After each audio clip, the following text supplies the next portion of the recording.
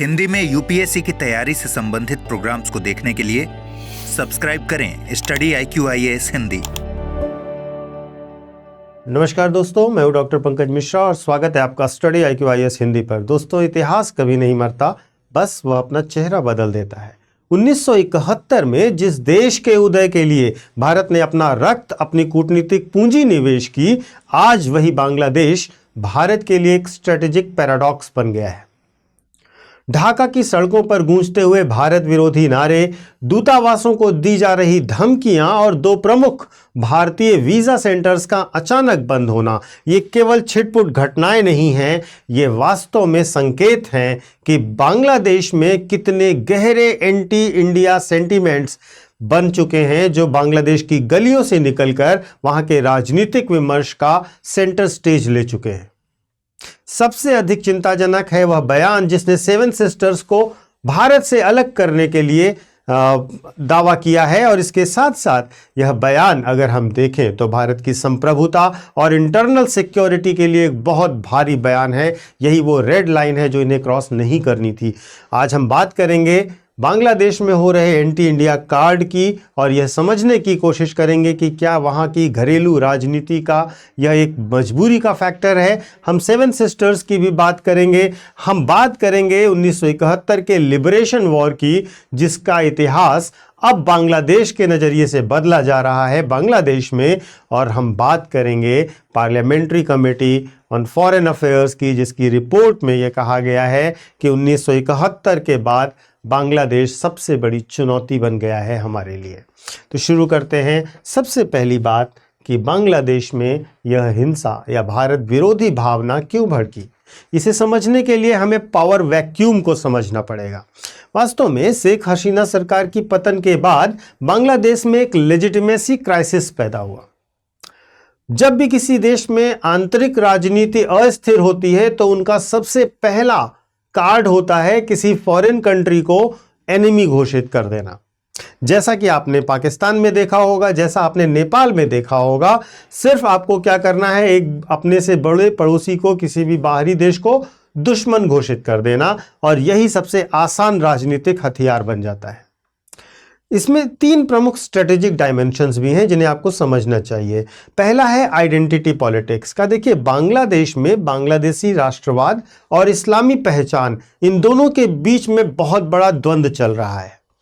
भारत को निशाना बनाकर कट्टरवादी ताकतें अपनी जड़ें बांग्लादेश में मजबूत करना चाह रही हैं। दूसरा बड़ा रीजन है इकोनॉमिक फ्रस्ट्रेशन का।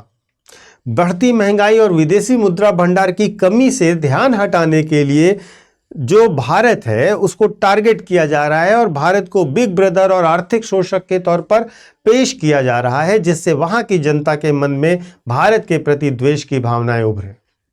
तीसरा बड़ा डायमेंशन है थर्ड पार्टी इन्फ्लुएंस का, जहां पर पाकिस्तान और चाइना के जो इंटेलिजेंस असेट्स हैं वो वहां पर अपनी भूमिकाओं को बहुत सक्रियता से निभा रहे हैं और भारत के प्रभाव क्षेत्र को कम करने के लिए इस असंतोष को बहुत तेजी से हवा दे रहे हैं।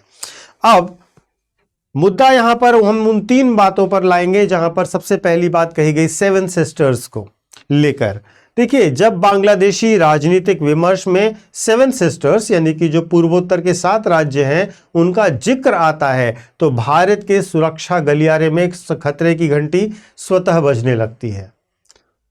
यह कहा गया कि हम सेवन सिस्टर्स को अलग कर देंगे, और साथ में यह भी कहा गया कि जो उग्रवादी और अलगाववादी लोग थे उनको हम बांग्लादेश में शरण भी देंगे। तो महत्वपूर्ण यह है कि यह बयान बहुत ही संवेदनशील है। रीजन है सबसे पहला, चिकन नेक की वल्नरेबिलिटी। सिलीगुड़ी कॉरिडोर जो मात्र 22 किलोमीटर चौड़ा है, पूर्वोत्तर की स्थिरता और बांग्लादेश के साथ हमारे सहयोग पर यह टिका हुआ है। यहाँ पर एक लंबा इंसर्जेंसी का इतिहास रहा है। 1990 और 2000 के दशक में अगर हम देखें तो पूर्वोत्तर के उग्रवादी गुटों जैसे उल्फा ने बांग्लादेश की धरती का इस्तेमाल भारत के खिलाफ किया था, और यदि वर्तमान सरकार इन तत्वों को फिर से शरण दे रही है तो भारत के लिए इंटरनल सिक्योरिटी क्राइसिस 2.0 फिर से शुरू होगा। महत्वपूर्ण है कि टेरिटोरियल इंटीग्रिटी का भी मामला बनता है। किसी संप्रभु राष्ट्र के लिए उसके भूगोल पर टिप्पणी करना जब एक दूसरा राष्ट्र हमारे भूगोल पर टिप्पणी कर रहा है तो यह हॉस्टाइल सिग्नलिंग माना जाता है। यह कूटनीतिक शिष्टाचार का उल्लंघन ही नहीं बल्कि सीधे सीधे तौर पर उकसावा माना जाता है। दूसरा बड़ा मुद्दा रहा 1971 के युद्ध का, जिसके न्यूज में आपने देखा होगा कि 1971 के युद्ध की हिस्ट्री को एक नए नजरिए से बांग्लादेश में पेश किया जा रहा है। 1971 का युद्ध वास्तव में केवल एक युद्ध नहीं था, यह दक्षिण एशिया का सबसे बड़ा जियोपॉलिटिकल रीअलाइनमेंट था। आज बांग्लादेश में एक खतरनाक ट्रेंड चल रहा है हिस्टोरिकल रिविजनिज्म का। भारत की भूमिका को एक मददगार के बजाय एक कब्जाधारी, एक ऑक्यूपायर के तौर पर चित्रित करने की कोशिश बांग्लादेश कर रहा है। मुक्तिवाहिनी का बलिदान और भारतीय सेना के हस्तक्षेप को कमतर आंका जा रहा है। यहां तक कहा जा रहा है कि भारतीय सेना तो हार जाती अगर हमने सपोर्ट न किया होता। इसका प्रभाव क्या होगा? देखिए, 1971 का साझा इतिहास जो भारत और बांग्लादेश का है वो अगर कमजोर होता है तो भारत और बांग्लादेश के संबंधों में एक जो मॉरल और इमोशनल फाउंडेशन था वो अपने आप खत्म हो जाएगा। रिश्ता केवल ट्रांजैक्शनल रह जाएंगे, जहां चीन अपनी चेकमुख डिप्लोमेसी से भारत की को आसानी से रिप्लेस करने में कामयाब होगा। तीसरा बड़ा जो घटना घटा इसी बीच में वो है भारत द्वारा वीजा सेंटर्स को बंद करना। जो भारत ने वीजा सेंटर्स बंद किए वो कोई घुटने टेकने की प्रतिक्रिया नहीं है, वास्तव में भारत का यह कैलकुलेटेड रिटेलिएशन है। यह सिग्नलिंग डिप्लोमेसी है जहां पर भारत सरकार ने कहा कि हम अपने स्टाफ की सुरक्षा को सर्वोपरि मानते हैं। वियना कन्वेंशन के तहत राजनयिकों की सुरक्षा मेजबान देश की जिम्मेदारी है। यदि ढाका सुरक्षा देने में असफल है तो भारत अपना कामकाज सीमित कर लेगा। दूसरा बड़ा यह था कि इसके द्वारा पब्लिक मैसेज दिया जा रहा है कि बांग्लादेश के आम नागरिकों को यह संकेत दिया जा रहा है कि भारत विरोधी माहौल का सीधा असर आवागमन पर भी होगा और व्यापार पर भी होगा। तो एक प्रकार से भारत सरकार ने वीजा सेंटर्स बंद करके अपना स्टैंड क्लियर किया है। यहाँ पर हमें उस मामले पर भी बात करनी है जहाँ पर राजनीति में संसदीय स्थायी समिति ने अपनी रिपोर्ट दी है और कहा है कि 1971 के बाद की यह सबसे बड़ी चुनौती है भारत बांग्लादेश रिलेशंस में। इसके पीछे 3 बड़े कारण हैं। पहला कारण है रेडिकलाइजेशन।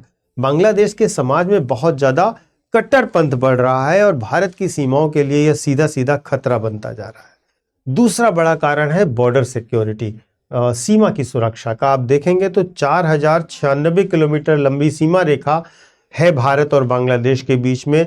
यहाँ पर घुसपैठ और तस्करी का खतरा इसके कारण बढ़ता चला जा रहा है। और कनेक्टिविटी प्रोजेक्ट्स तीसरे बड़े कंसर्न हैं हमारे लिए जो संसदीय समिति ने उठाए हैं। भारत की एक्ट ईस्ट पॉलिसी के तहत करोड़ों डॉलर के प्रोजेक्ट्स जैसे कि अगरतला अखौरा रेल लिंक है, ये सब अधर में लटक जाएंगे। भारत का भारी इन्वेस्टमेंट डूब सकता है। अब इस पूरे मुद्दे पर अगर हम यूपीएससी के नज़रिए से देखें तो यूपीएससी के नज़रिए से जीएस पेपर 2 में neighbourhood first policy, bilateral diplomacy effectiveness और रीजनल ऑर्गेनाइजेशंस जैसे कि सार्क, पैरालिसिस और अल्टरनेटिव मैकेनिज्म की बात कर सकते हैं। पेपर 3 में internal security, cross border terrorism का मुद्दा आ जाएगा, बॉर्डर मैनेजमेंट, सिलीगुड़ी कॉरिडोर का मुद्दा आ जाएगा। और इस तरीके से पेपर 2 और पेपर 3 से यह टॉपिक सीधा सीधा कनेक्टेड है। तो दोस्तों, बांग्लादेश और भारत के संबंध वर्तमान में एक स्ट्रेस टेस्ट से गुजर रहे हैं। भूगोल नहीं बदला जा सकता। बांग्लादेश के लिए भारत उसकी आर्थिक जीवन रेखा है और भारत के लिए बांग्लादेश उसकी सुरक्षा का प्रवेश द्वार। 1971 की विरासत को मिटाना असंभव है, लेकिन उसे सुरक्षित रखना दोनों देशों की परिपक्वता पर निर्भर करेगा। भारत को फर्म रहना होगा, उसे अपनी कूटनीतिक खिड़की खुली रखनी होगी। आपकी क्या राय है कि क्या बांग्लादेश में बढ़ता भारत विरोध केवल क्षणिक विरोध है या यह बड़े गहरे बदलाव का संकेत है? आप अपने विचार कमेंट सेक्शन में अवश्य बताइएगा। मैं आपको अपना टेलीग्राम चैनल बता देता हूं, यूपीएससी मेंटोर पंकज सर, इसे ज्वाइन कर लीजिए। यहाँ पर आपको मेरे सारे वीडियोस के लिंक मिल जाएंगे और साथ ही साथ सारे अपडेट्स भी। इसके साथ साथ वर्ष 2026, 2027 या 2028 के लिए अगर आप यूपीएससी की तैयारी कर रहे हैं तो हर साल के लिए आपके बैचेस हमारे यहाँ शुरू हो रहे हैं 26 दिसंबर से शाम को 6 बजे से। जब भी आप यूपीएससी की तैयारी करना चाहते हैं तो आपके मन में जितने डाउट्स होते हैं बुक्स को लेकर, स्टडी मटेरियल को लेकर, क्लासेस को लेकर के, यहाँ तक कि फीस को लेकर, हर एक कंसर्न को सॉल्व करता है हमारा प्रतिज्ञा प्लस बैच, जो कि P2I फाउंडेशन कोर्स होता है। प्रीलिम से लेकर इंटरव्यू तक की आपकी पूरी तैयारी करवाता है। 18 बुक का सेट दिया जाता है, डेली मेंटोरशिप दी जाती है, डेली क्लासेस होती हैं, टेस्ट सीरीज होती है, हर एक चीज़ आपके साथ उसी ढंग से होती है जैसा आपकी तैयारी के लिए आवश्यक होती है। महत्वपूर्ण यह है कि इन कोर्सेज की डिटेल आप चाहें तो जाकर के नीचे कमेंट बॉक्स में दिए गए लिंक से देख सकते हैं, और साथ ही साथ आप हमारे कोर्सेज को जब ज्वाइन करने जाएं तो आप एक कोड लगाइएगा PK लाइव। इस कोड को लगाते ही आपको मैक्सिमम डिस्काउंट ऑफर होगा और आप हमारे बैचेस से सीधे सीधे जुड़ सकते हैं। आपको अगर कोई डाउट हो रहा है, कोई कंफ्यूजन है, तो नीचे डिस्प्ले हो रहे नंबर पर आप कॉल करिएगा। यहाँ पर आपको सपोर्ट टीम मिल जाएगी जो आपको सारे डाउट्स को क्लियर करेगी और आपकी हेल्प करेगी। तो देर मत कीजिए, जल्द से जल्द ज्वाइन कीजिए। मिलते हैं batches. Thank you so much. Hindi में यूपीएससी की तैयारी से संबंधित प्रोग्राम्स को देखने के लिए सब्सक्राइब करें स्टडी IQ IAS हिंदी।